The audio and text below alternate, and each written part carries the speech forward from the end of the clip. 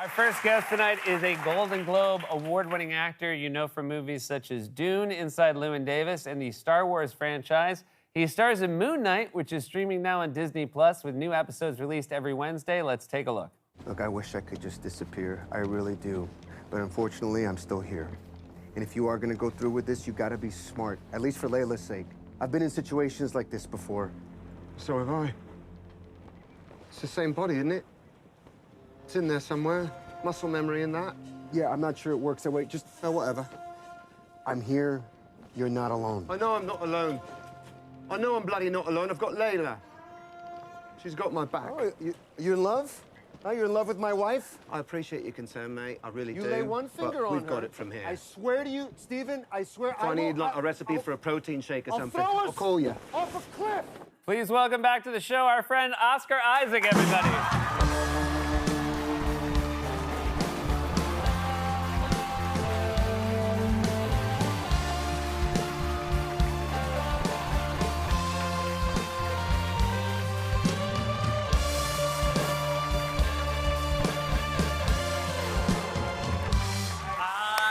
So nice to see you. Everybody. I mean, from that clip we saw, you got to live a lot of actors' dreams. You got to do a scene with Oscar Isaac. I mean, it was the best. It was the best. He's as delightful as everyone says. So charismatic.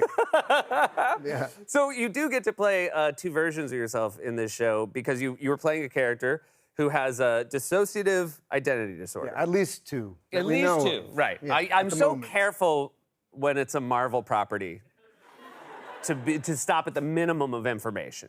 You know what I mean? I would never, because I just don't want to risk it. You don't want to be that guy. I don't want to be that guy. No. But you know, we heard there you get to have an American accent and a British accent. Was the British accent something that was there from the beginning or something you brought to it? Yeah, no, it was when Kevin contacted me, he basically just sent the first and the fifth episode, and they were early drafts of them. And I saw that it was set in London, but the character wasn't written as English. And I asked why it was set in London, and basically the reason was because they have so many stories in New York. Yeah. And they didn't want Marvel to just be New York. Right. Like the world is a little bigger than just New York. And so they set it in London. They just made him an expat. But I saw an opportunity to do something really fun and kind of pay an homage to all the stuff that I love. Like I was obsessed with The Office. You know, I had like all the DVDs. Back when DVDs existed. Yeah. And you know, and so It's a very bold choice because, of course, you were doing a British accent and you're surrounded by British actors. The crew. The crew was a large majority of people from Budapest where we shot, and you know, London, like working class guys, which was great because I could always go to them and be like, "How would you say this? What would you say? How do I sound? Does that sound okay? Does that sound okay?" They're like, "Yeah, mate, it's all right, it's all right."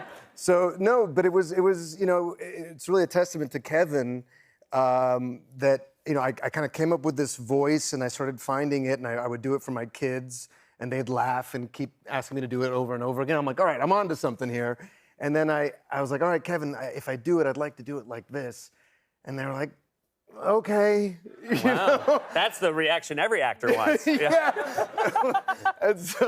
and they went for it, you know, and afterwards he's like, well, we weren't sure it was going to work, but we really wanted you to do this thing. And luckily, it works. Yeah. That's interesting that your kids so when I read books to my kids, and our boys are about the same age, they hate when I do voices. And they hate when I do accents. Now, that just might be the gap in our skills as actors. It might be that. Yeah, I think it might be that. Okay, I went to Juilliard. Oh, you went to Juilliard, Okay. yeah. No, you know what my kids hate? When I sing. Oh, really? Yeah. Well, you have a beautiful singing voice. I know. I tell them all the time. It was my kid's birthday yesterday. He turned 5, and we got him a karaoke microphone, and I've just been using it nonstop. And even this morning, like the little one, the 2.5-year-old, he's like, "Dad, stop, stop!" And he just started crying and crying until I stopped.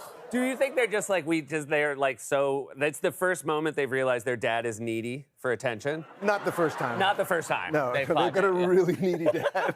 But now we were talking backstage. The last time I saw you was the Thursday before you did an excellent job hosting SNL. Thank you, man. But there is something you walked in and wished me luck when I was over there. I love to do it on Thursday when a friend's hosting. But you did have a sketch that broke through with the demo of 2.5 to 5. Yeah, and it's not the one you would think, because you'd think it's the Paw Patrol sketch. Did a Paw Patrol sketch? I did a Paw Patrol sketch. My kids love Paw Patrol. They weren't as into it. Yeah. They were like, don't mess with our But sacred they show. they really liked Meatball Man. They love. That's the only version of me singing they'll take. Yeah. Is as so Meatball Man. there's Sarah there, and you are a meatball on her neck. This is a sketch really worth watching if anybody missed it. And I realized I was watching it today once I heard your kids really liked it, and I'm like, oh, I bet my kids would like this too. Yeah. It freaked out my cousin's kids. They got really weirded out by it. But my kids, my 5-year-old was just sang the whole song this morning on the couch. That's really he already knows Meatball Man. He knows the whole "I'm a little meatball man singing my little meatball song." How can he say you don't have a beautiful voice? Right? I don't know. Hey, this is we're huge fans of Ethan Hawke here. And one of the cool things about that, because Moon Knight is a lesser known property. But you knew about it. I knew about it, but it's really cool because it feels like not that there's anything indie in the world of Marvel, but it feels a little bit more like indie, and then it's you. And then also, I heard this sounds like the most indie way to find a co-star for a Marvel property, that you invited Ethan Hawke to a coffee shop, or maybe just saw him at a coffee shop and asked him. Ran into him in Brooklyn in our funny hats. Yeah, you guys were wearing. He had like a fox catcher or something. Yeah. I just had a big mustache. Yeah. For some reason. No, kind of. Actually, that's what happened. No, everything about the way this came together, it ended up being like the version of it that I hoped it would be, but was sure that it wasn't going to be. Yeah. I was sure that I had all this good intention. I was just going to end up on a hill somewhere in Eastern Europe in like a cape, being like, what the hell am I doing here? But it's just like talking to Kevin and then Mohammed Diab, the amazing director who's. If you haven't seen his movies, Clash and Amira, he's just an incredible filmmaker. And he's the one that was gonna, be the steward of this thing. And we started talking about it, and I was watching The Good Lord Bird at the time, and Ethan's just incredible in it. And I said, this guy would be amazing for this cult leader, bad guy that we're developing. And he said that he had been actually working on something with Ethan, and that we should do that. And then that day I went to a coffee shop, and there was Ethan with his daughter getting coffee.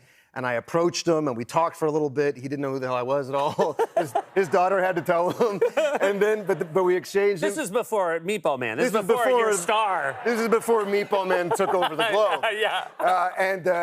And then we were like, well, let's get together and have a drink or something. So a couple days later, we went to Brooklyn Inn and had many tequilas, and I convinced him to be the bad guy in Moon Knight. We're very well done. It paid off great. I mean, just that opening scene in the first episode, that's all him. Like, he came up with that. It's really... that's why it's a joy to watch. I have a lot more questions for you. We'll be right back with more from Oscar Isaac.